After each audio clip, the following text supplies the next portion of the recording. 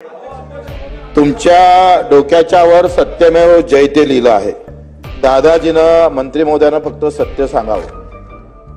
तुम्ही एक सांगा, अध्यक्ष महोदयाच्या चालकाला पगार जो भेटते किंवा तुमचा जो ड्रायव्हर आहे त्याला जो पगार भेटते एसटी महामंडळाच्या चालकाला का भेटत नाही? तुमचा चालक हा एसीच्या गाडीत फिरतोय, अध्यक्ष महोदय तुमचा पण चालक एसीच्या गाडीत फिरतोय आणि हा भर उन्हात त्या एसटीत बसलं ना तर चौफेर घाम येतं, त्याचे कष्ट अधिक जास्त आहे, त्याला पगार कोण कमी आहे?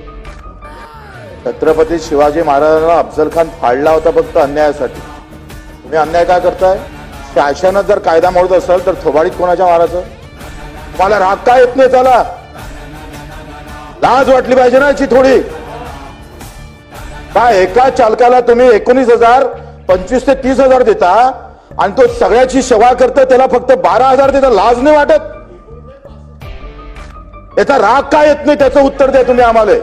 आणि मग हे सत्य असन तर ते सत्य असन तर ते जे असत्य आपण वागतोय ते सत्यात परिवर्तन किती दिवसात करणार ते सांगा।